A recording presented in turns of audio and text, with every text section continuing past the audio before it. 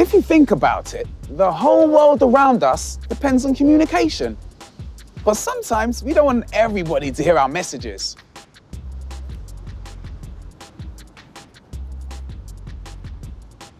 We want to keep them secret. And to safeguard those secrets, we use encryption and ciphers. Luckily for you though, I'm not going to keep the method to doing those encryptions and ciphers secret, because it's all about some clever use of mathematics. Technically, when we say code, we're just saying a word with a hidden meaning. A code is really just a cipher. Now, a cipher is a way of making a message or word secret by rearranging or changing the letters in it. So there are two main types of cipher. First up, transposition ciphers. In this type of cipher, it involves rearranging the letters in a clever way to form what looks like an anagram. Now, they usually involve the use of a grid where you can write your message in. And then to create your ciphertext, you read the letters down the columns from top to bottom instead of along the rows from left to right.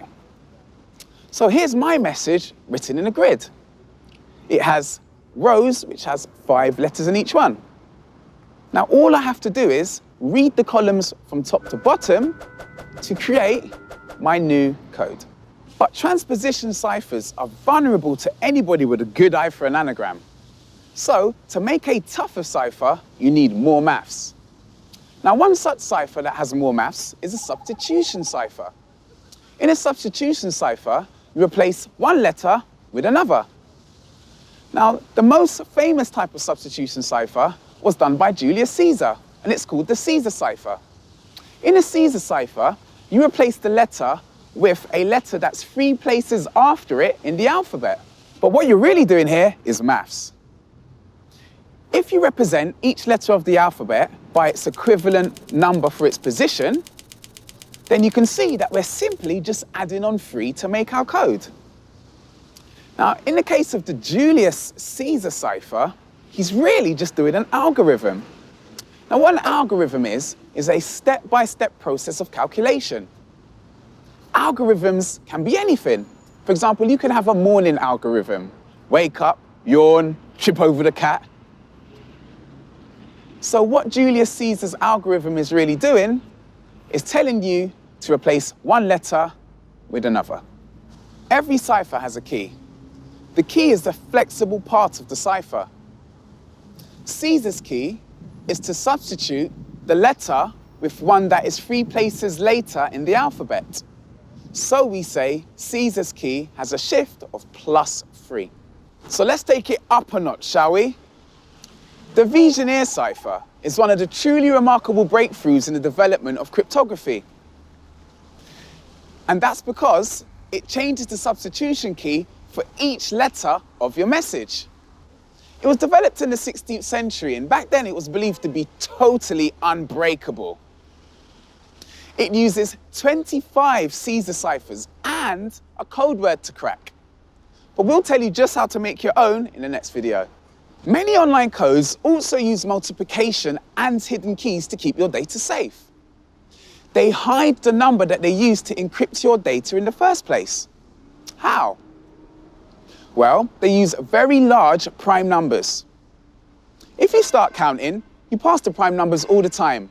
There's 2, 3, 5, 7, 11, it just keeps going on. But as the numbers get larger, the prime numbers get harder to find. Now, if you remember from maths class, a prime number is a number that can only be divided by itself and 1. But every whole number can be broken down into prime number factors. For example, 12 can be broken down into 2 times 2 times 3. Now, this is all starting to sound a bit like the coding we done earlier, isn't it?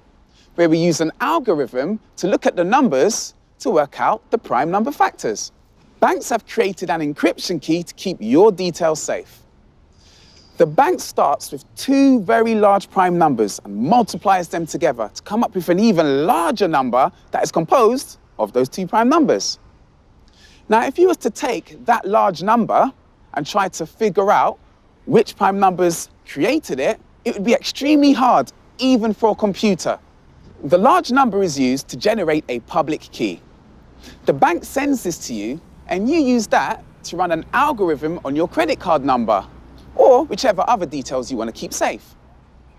Now, it doesn't matter that this public key has been beamed across the internet, because no one else actually knows the prime number factors that would be used to decipher your code. The public key is like an open padlock which the bank sends to you. You write your information in, and then you snap it shut, despite neither you nor anyone else other than the bank having the key to open it again. When the bank receives this closed padlock, of course, they can open it. It's because they have that private key, the two prime numbers that made that large number that you used. So now you know how codes, ciphers, and encryptions help to keep messages secret. Why not have a go at making your own? We'll show you how in the next video.